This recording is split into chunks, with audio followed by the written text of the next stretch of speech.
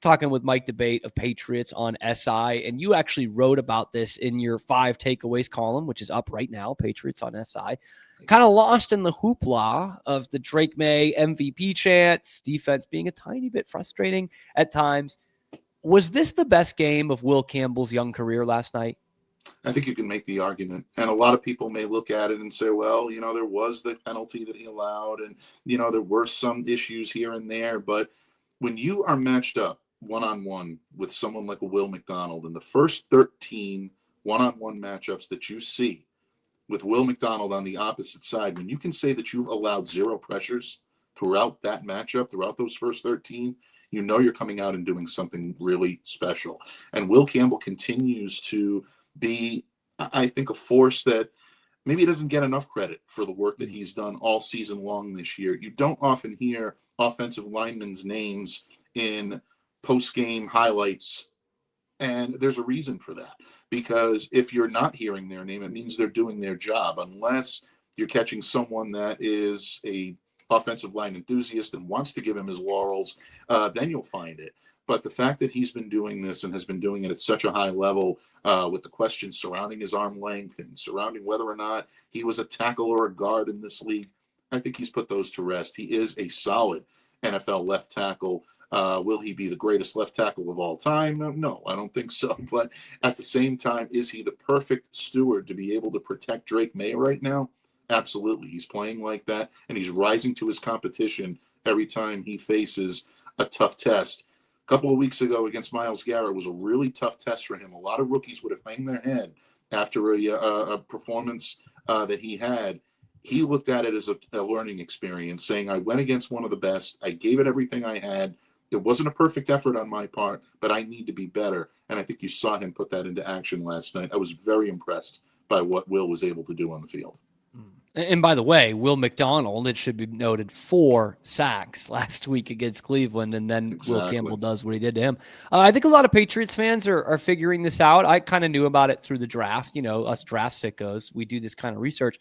A lot of Patriots fans are figuring out that Will Campbell is actually dating Garrett Nussmeier's sister, so his college quarterback's sister. He said he would fight and die for Drake Maye. Love to hear that from a left tackle. Is dating the quarterback's sister as a left tackle too far in protecting your QB? I'm going to let Will answer that. Okay. I'm going to shy away from that one. Hey, you know what? I'm in no position to tell anybody how to live. If it works for you guys, all well and great.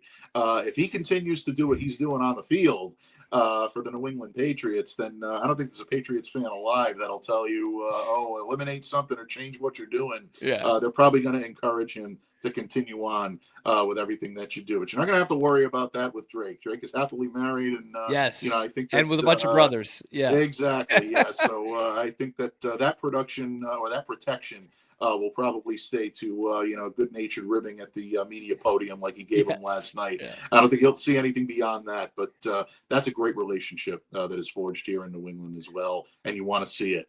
Reminds me very, very, very Matt Light, Tom Brady-esque. To the way these two are relating to one another, the jokes that they play, and just the banter back and forth.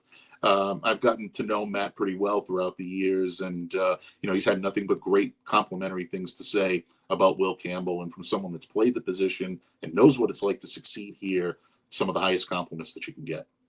And Matt Light really knows what he's talking about. Will Campbell seems like a good kid too. Like that's a good thing, right? And maybe that's the next comment section on Instagram for Patriots fans to go to. I know they're getting in Ann Michael's comments quite a bit. She's doing cooking videos. That's Drake Maye's fiance, and the Patriots fans, all good stuff. They're talking about how much they love Drake in her comment section. So that might be the next place to go. Is Garrett Nussmeier's sister? That could be it. Last thing for me, Mike, talking about the other side of the line. Milton Williams goes down in the first half, makes a brief return a few minutes later, then ruled out of the game in the second half. This is a guy who signed the richest contract in Patriots history, a position that is really tough to grade for the naked eye of the casual football fan. But just how massive has Milton Williams been for this Patriots team?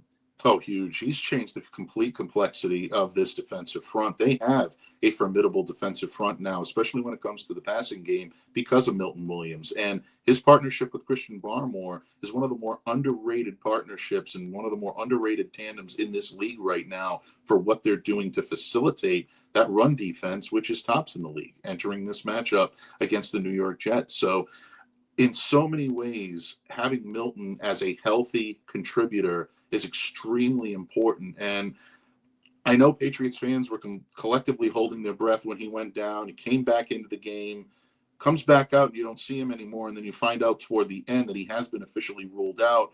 Mike Vrabel did address it a little from the podium last night, did say that he believed that the timing was right to make sure that Milton was healthy, to make sure that Milton was comfortable, didn't see a need to continue to have him play on it. My hunch is that if this were a playoff matchup or if this were a matchup that was going to determine seeding, you may have seen Milton Williams come back out there and play the remainder of the game. But at this point, I think you had it pretty much in hand. He's getting contributions from guys off the bench like Elijah Ponder, who had a tremendous game last night.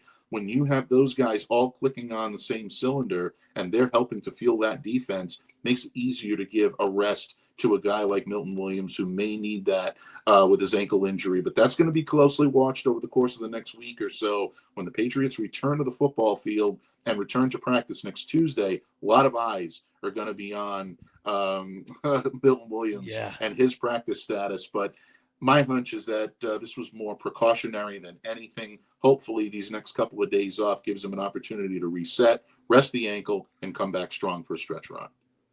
Hopefully, knock on wood. Mike D'Abate, Patriots on SI. Mike, we got a long time before the Patriots' next game. It's going to be, 9 days from now. So what is your focus on Sports Illustrated in the next 8-9 days here? Oh, well, for the next couple of days, we're going to continue to savor this win against the Jets. We'll have plenty of wrap-up, including your reaction to those uniforms that we saw last night and the Nor'easters. How many of you are out there ordering them and loving them and making them a part of your holiday shopping plans? I know the Patriots definitely are getting a lot of feedback from that. Were you a fan of them? Are you a fan? I'm a fan. They grew on me. They grew on me big time. I hated them at first. I'm not like a huge fan, but they look good, on them and playing. I do think exactly. I'm a traditionalist, so nothing to me is ever going to top the old 80s uniforms. I was barely able to remember them when they were actually in their heyday and being used, but I just love that look. To me, it's still the best look in professional football, and I would love to see them go back to it. But these were an interesting new look that the more you looked at it, the more you liked it. And seeing them in action last night in these uniforms, definitely a fan. So I'm loving them.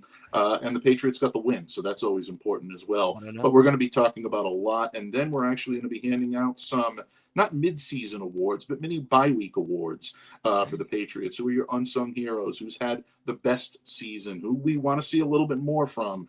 I get a funny feeling that these grades are going to be very good.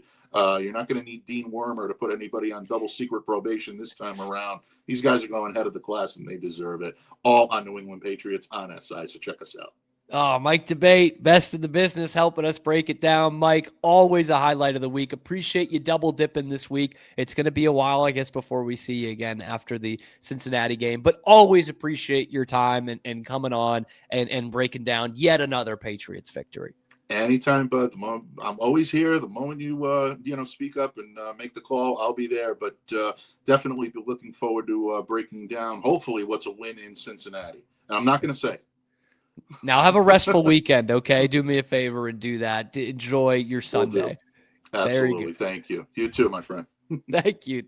There he goes. Mike D'Abate of the Patriots on SI, helping us break down every Patriots game. And yes, right now, every Patriots win. Give us your final thoughts from this Patriots-Jets game and what maybe concerns you going forward about this Patriots team, or are you Super Bowl or bust? Let me know in the comment section below. Be sure to like the video, subscribe to the channel. We come at you every weekday, noon Eastern time, live on YouTube, and then wherever you get your podcasts as well. So thank you so much for tuning in. Thanks to Mike D'Abate. Thanks to Zach Burke for keeping us on the air from behind the glass. This is your lunchtime alternative to Boston Sports Talk Radio. We will see you Monday on the Wicked Boston Show with Cam Stuart.